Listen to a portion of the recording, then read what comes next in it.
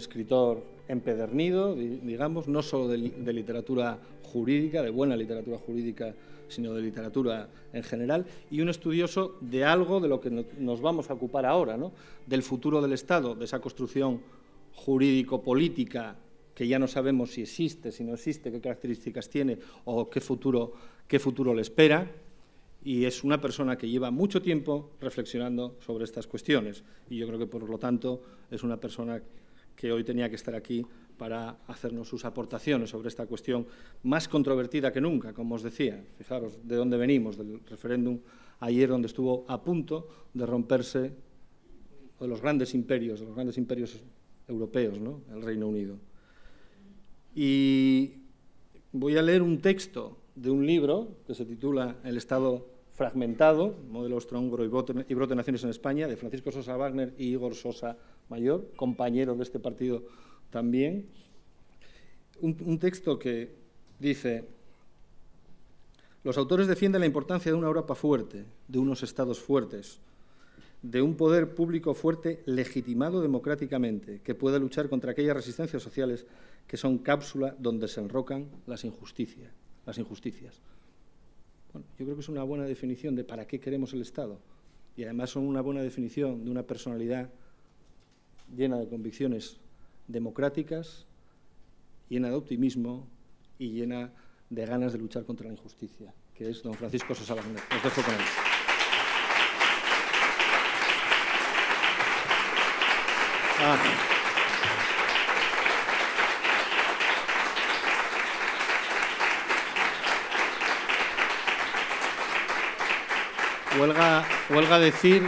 Huelga decir que a continuación tendremos, esta tarde vamos a tener 3 ponencias, la de Paco, luego estará Ángel de la Fuente y Sevir Rodríguez Mora, que estarán por ahí, y al final de la tarde, después de un pequeño descanso para que las neuronas sobrevivan, abriremos un coloquio abierto con todos para que podamos todos formular las preguntas y las cuestiones que consideremos. Paco. Muy bien. Bueno, pues, ¿está bien esto? ¿Suena? Sí. Estupendo. Muy bien, pues muchas gracias. Yo discrepo de lo que ha dicho hace un momento Nacho, de que venir aquí sea una complicación enorme y una de todo. Venir aquí a Gijón es una maravilla. O sea que y me imagino que estaréis todos absolutamente encantados de haber llegado hasta aquí, porque es verdad que es un poco complicado, porque esto no está lejos. Eso se cuenta de un torero, ¿no? Que se fue a torear, era sevillano y se fue a torear a La Coruña. Y entonces cuando llegó allí le dijeron: hay que ver qué viaje más largo. Y le dijo a alguien de La Coruña, dice: es que, claro, Sevilla está muy lejos. Y el torero le dijo: oiga, Sevilla está donde tiene que estar. Lo que está lejos es La Coruña. Bueno, pues Gijón está lejos, es verdad, pero merece la pena venir a Gijón, ¿eh? Merece la pena venir a Gijón y merece la pena venir además a Gijón en estos momentos en que empieza el otoño y que hace un tiempo tan bueno. Lo pervertido es estar aquí dentro escuchándome a mí y lo lógico es irse a la playa y pasear por la playa, ¿no? Pero bueno, como nosotros somos un poco extraños en nuestros comportamientos, pues efectivamente nos reunimos aquí para hablar sobre y pensar en el país y pensar en lo que ocurre en las instituciones políticas, en las instituciones administrativas, etcétera, ¿no? Yo voy a hablar de cosas variadas, de cosas que están muy en relación con mi papel en el Parlamento Europeo en estos momentos, porque creo que es un episodio clave el que se está viviendo ahora, en el comienzo de esta legislatura, y como tampoco los medios informativos dan mucha información, o por lo menos una información acabada y seria de lo que se cuece en estos momentos en Europa, pues yo aporto mi particular visión, la particular visión que se ofrece a un diputado desde un escaño, a un diputado que tiene ya una experiencia de 5 años y que, hombre, algo ha leído y algo sabe sobre el funcionamiento de las instituciones políticas y también sobre el funcionamiento de las instituciones europeas. Hoy es un día de alegría. Hoy es un día de alegría porque hemos despejado la incógnita escocesa. Esto para todos nosotros es un avance muy importante.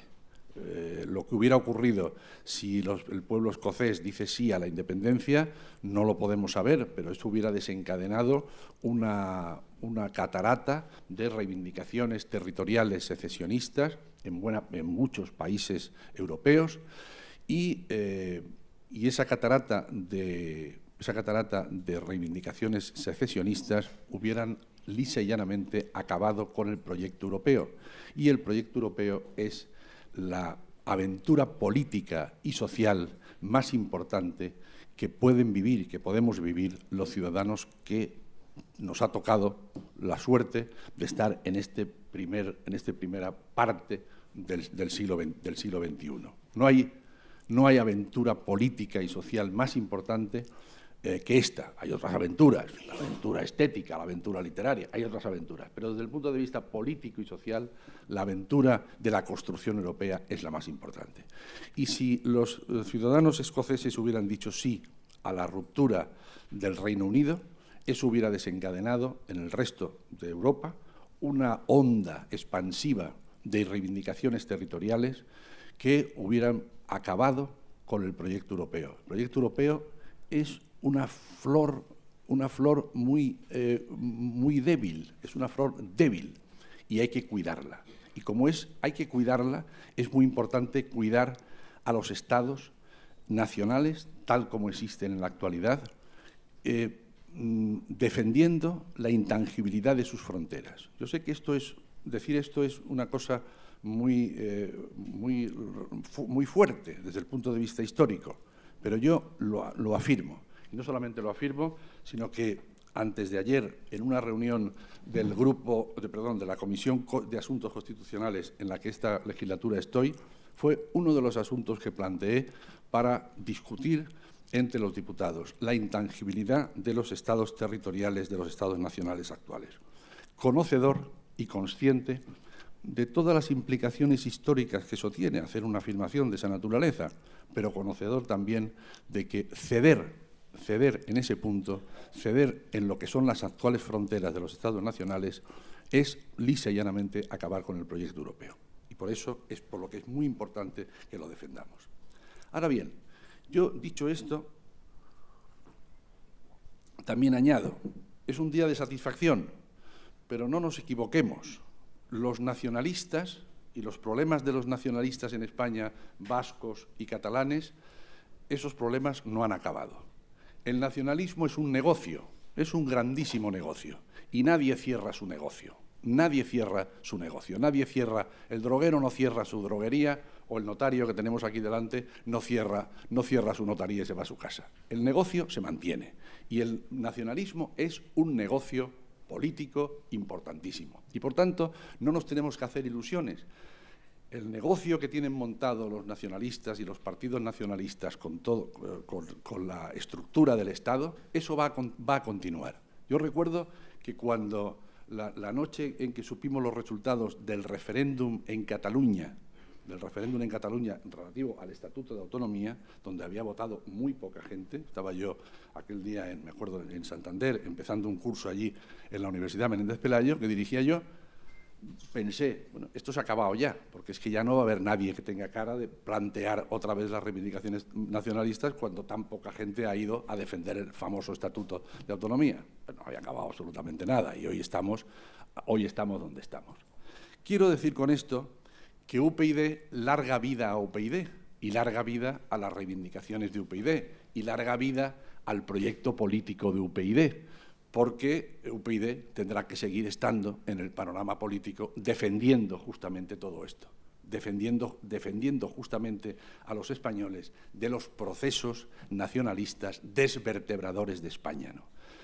Y eso es muy importante que lo tengamos presente. Por eso el proyecto político nuestro, el proyecto político de UPyD, es un proyecto absolutamente indispensable en la España actual, en el momento actual, absolutamente indispensable.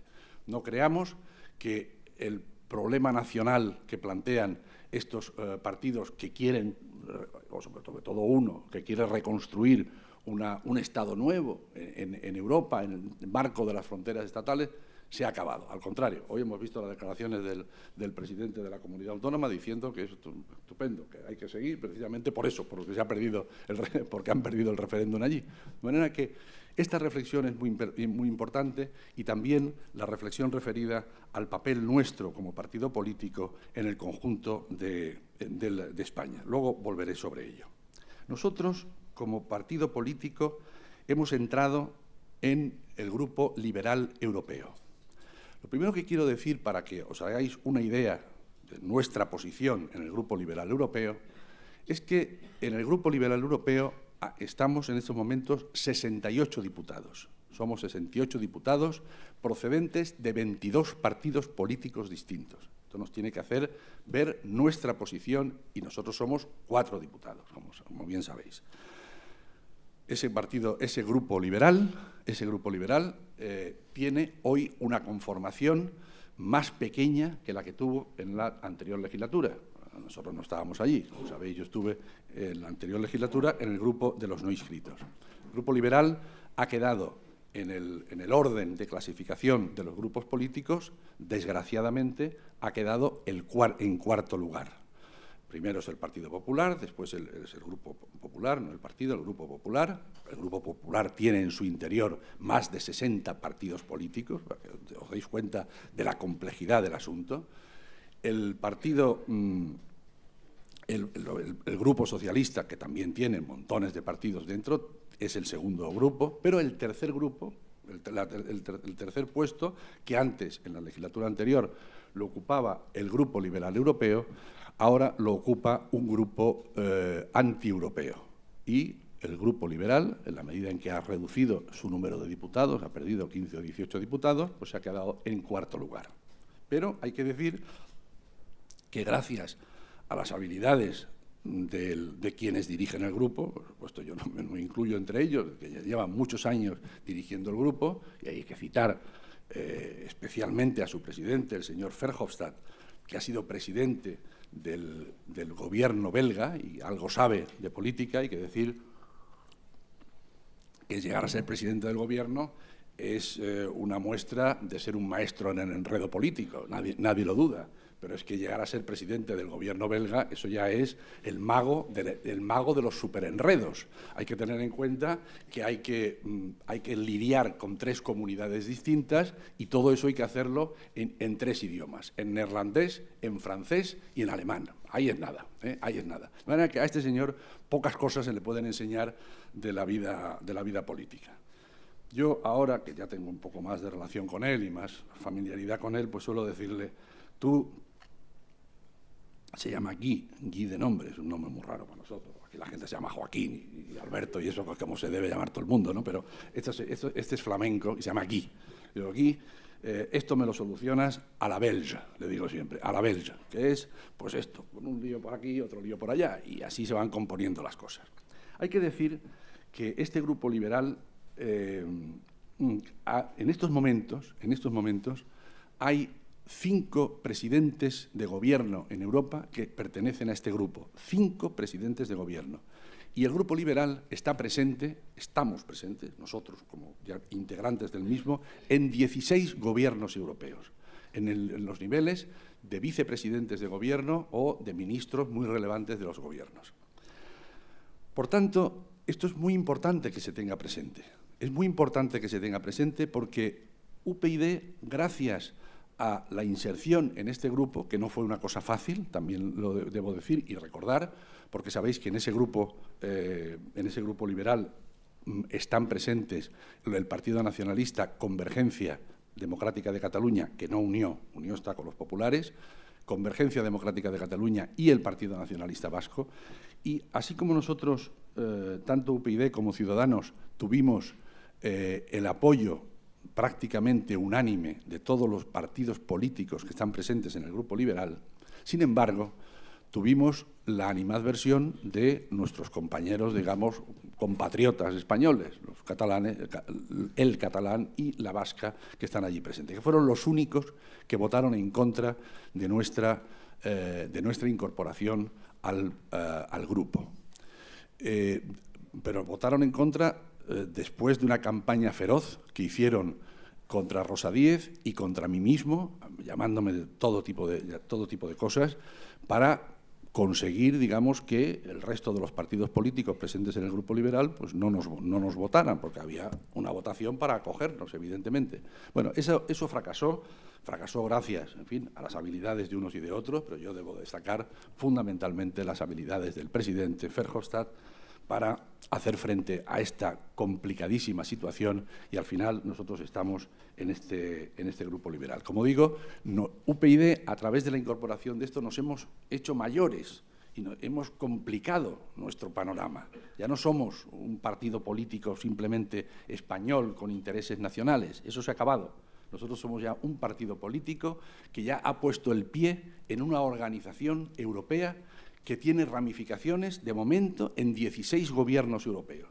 Las cosas ya, como digo, se complican y hay que pensar que a la hora de decidir una cuestión, a la hora de decidir otras, hay que quitarse las gafas nacionales que todos llevamos puestas y hay que intentar ponerse las gafas europeas y ver la complejidad de los problemas.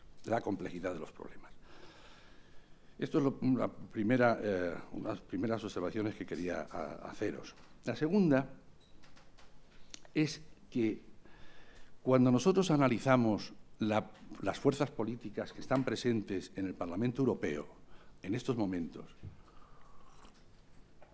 puede afirmarse que la distinción o la diferencia tradicional entre las derechas y las izquierdas en el Parlamento Europeo hoy están desdibujadas. No es que no existan, existen, por supuesto, y eso se manifiesta en las votaciones. Llevamos 3 o 4 plenos nada más. Esta semana hemos tenido 3 días de pleno y se advierte. No es que no existan esas diferencias, digamos, entre las tradicionales derechas y las izquierdas europeas, por supuesto. Pero lo que los tomistas llamaban en el siglo XIII, en el siglo XIV, la summa divisio, la división central del Parlamento Europeo, está entre los europeístas y los no europeístas.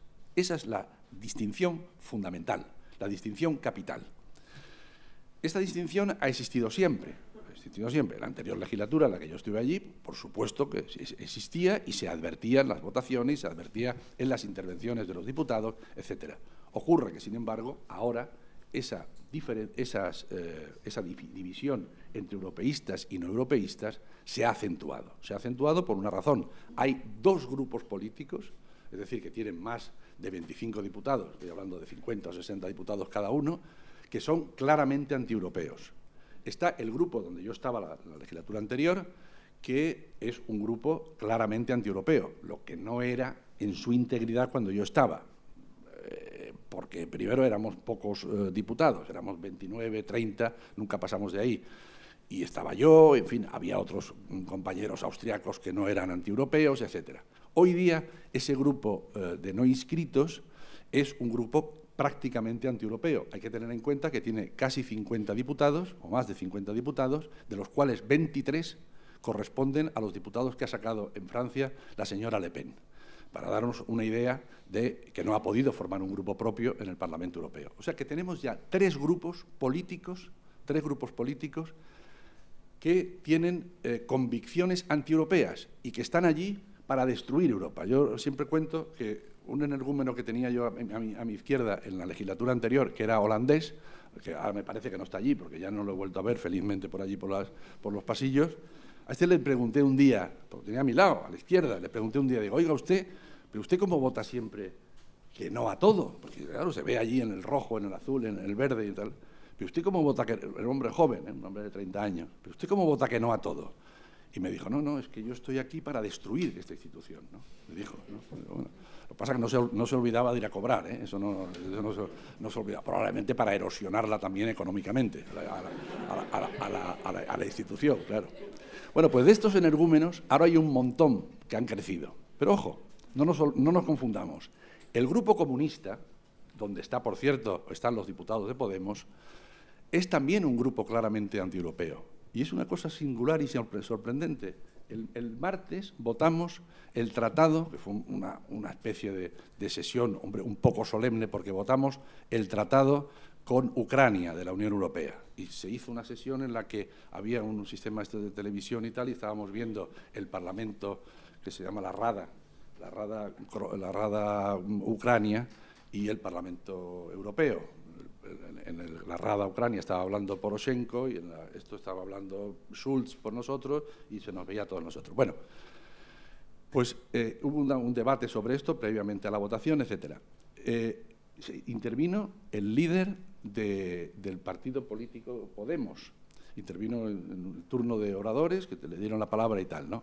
Los únicos que le aplaudieron fueron los diputados de uno de los grupos antieuropeos. Los únicos, para que se vea dónde estamos.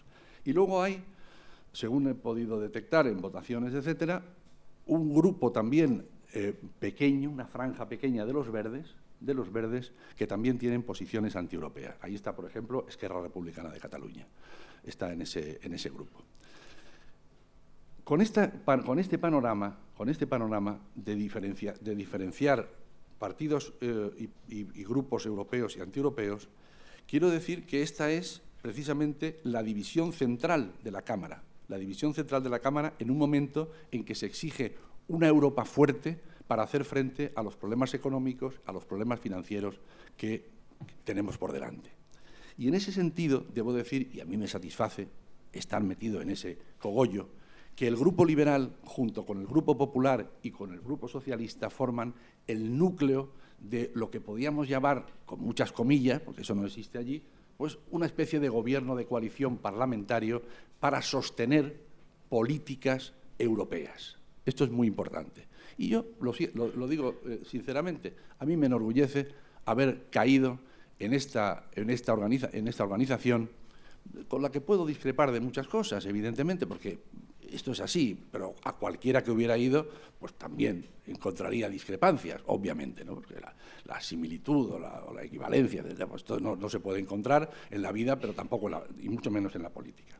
Yo estoy muy contento de estar en un grupo cuyos dirigentes han sabido trenzar un acuerdo político con los populares y con los socialistas para resistir lo que es el combate de las fuerzas antieuropeas. Porque debo decir que esas fuerzas antieuropeas, al contrario de lo que ocurrió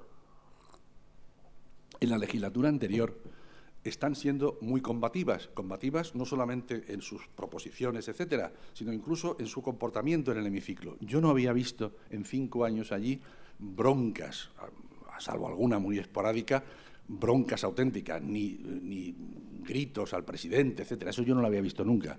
En los 3 o 4 plenos que hemos tenido, los he visto en todos.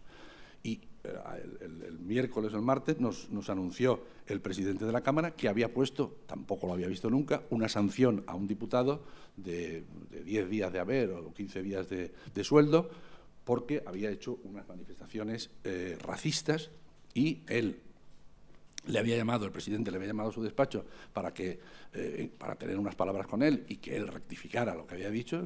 El diputado le dijo que no rectificara nada y le han puesto una sanción. Esto a los 4 días de empezar la legislatura, ¿eh? O sea, que no está mal. Como lo que se planea por delante, la cosa no está mal. Es muy importante, por tanto, que quienes tenemos convicciones europeístas hagamos un frente común para hacer la Europa más fuerte, los términos que, en fin, muchos hemos defendido y a mí me habréis oído defender a lo largo de la campaña electoral, porque solo una Europa más fuerte puede hacer frente a los grandes desafíos que Europa tiene,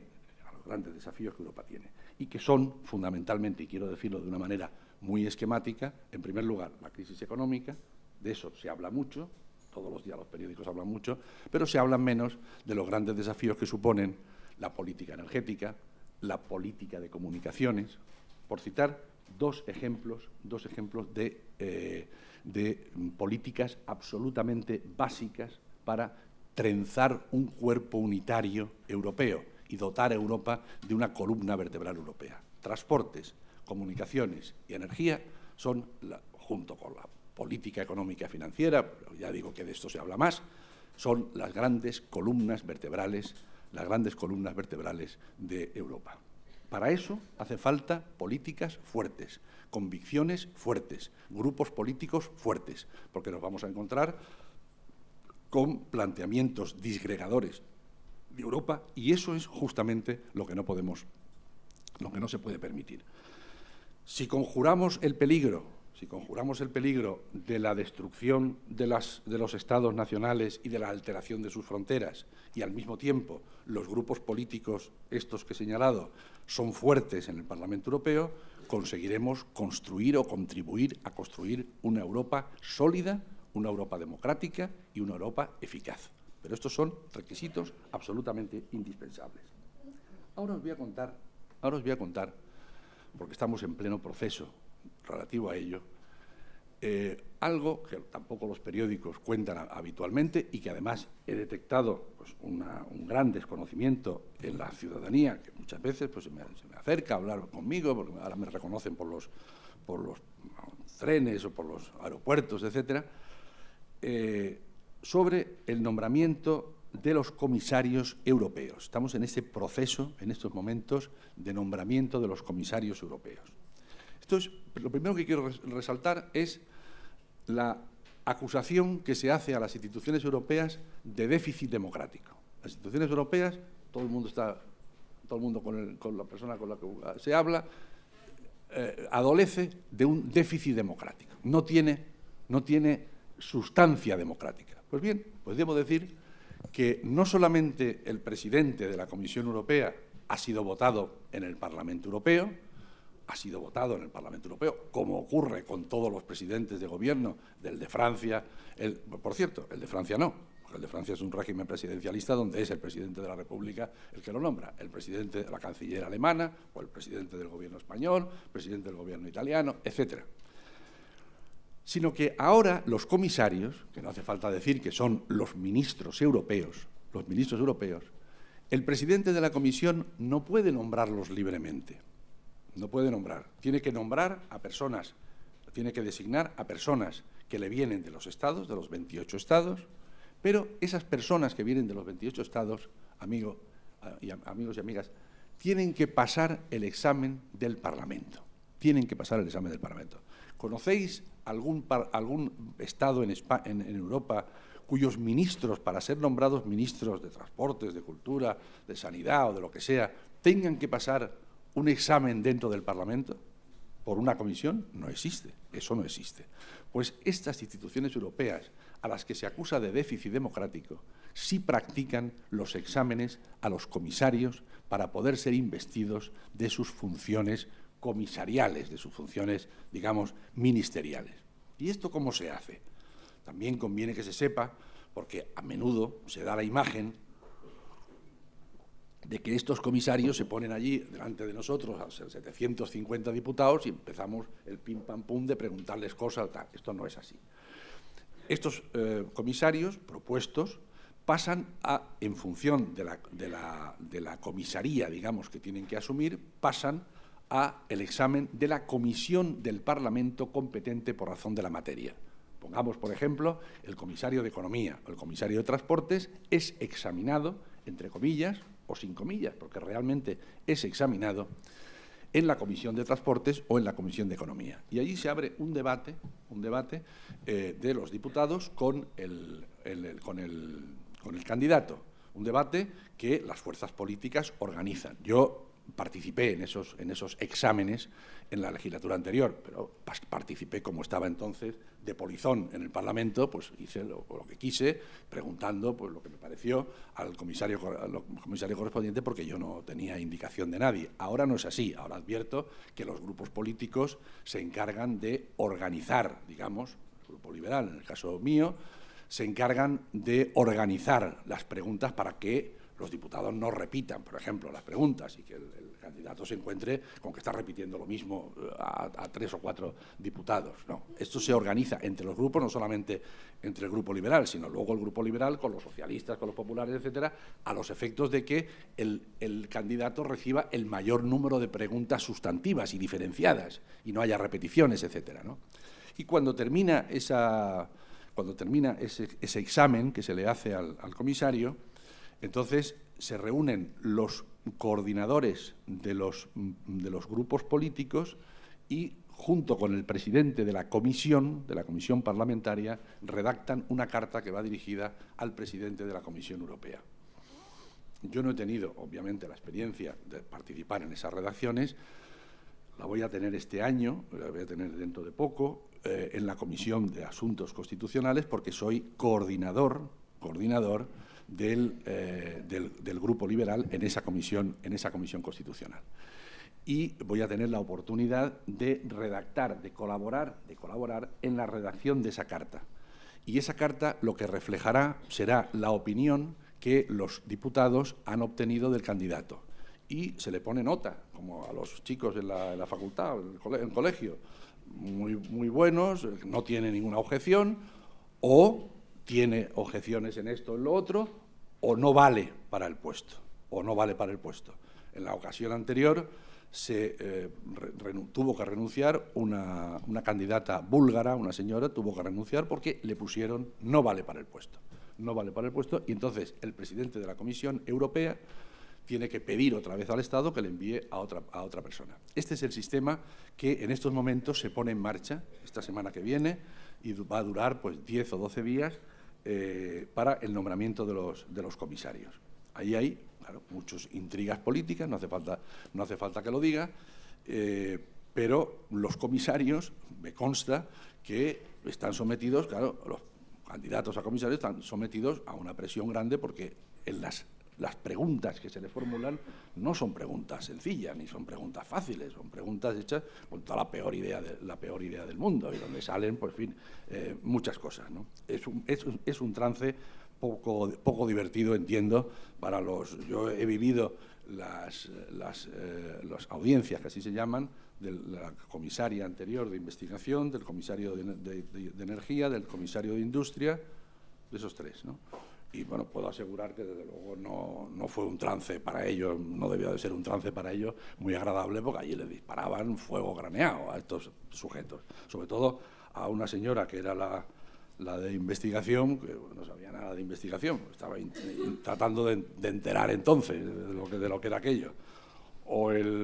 O el comisario de energía, que era un alemán, al que yo le pregunté no sé qué cosa y descubrí que no sabía dónde estaba España, ¿eh? Pero bueno, fuera de eso, el hombre pasó allí, en fin, un trance poco divertido, ¿no? Bueno, este es el sistema que conviene que se sepa también un poco, como he dicho al principio, para salir al paso de estas afirmaciones que alegremente se hacen sobre el déficit democrático, etcétera, etcétera. No sé, ¿tengo mucho tiempo más? No, termino ya. No, bien. En todo esto, ¿qué quiero decir? Y empalmo con lo que he dicho al principio. Nuestro partido, el Partido Unión Progreso y Democracia, está presente en el Grupo Liberal.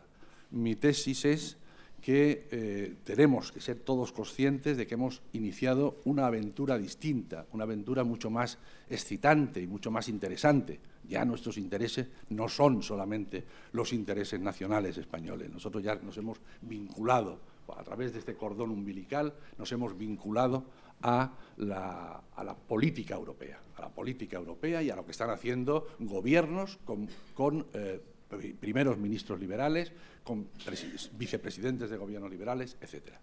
Nuestra posición tiene que ser una posición firme de nuestros criterios, de nuestros programas, etcétera. Y, sobre todo, y como he dicho al principio, muy clara en cuanto a lo que es la lucha contra el despertar o el brote de los nacionalismos en Europa. Ahí UPyD tiene que hacer un esfuerzo enorme por estar presente en esas batallas, que son batallas continuas, que son batallas que no van a acabar a lo largo de esta legislatura en ningún momento, y que refuerzan lo que nuestro partido significa aquí en España, que se le conoce precisamente como eso, y refuerzan también nuestra posición en Europa, porque a UPyD se la empieza a conocer también allí como un partido comprometido con la defensa de una Europa fuerte, una Europa eficiente y una Europa democrática, una Europa que no se deshilacha en nuevos estados, en nuevas fórmulas políticas, sino que lo que busca es el fortalecimiento de lo que son las instituciones comunes europeas, sobre todo la Comisión Europea, el Consejo de Ministros Europeo y el Parlamento Europeo. Esas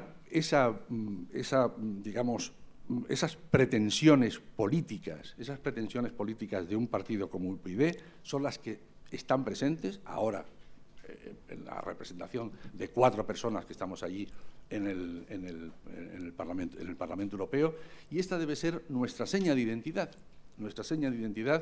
para afrontar una legislatura que va a estar erizada de dificultades y de trampas. Yo espero que los 4 diputados que estamos allí tengamos la colaboración de todos vosotros para esta tarea. Muchas gracias. Gracias.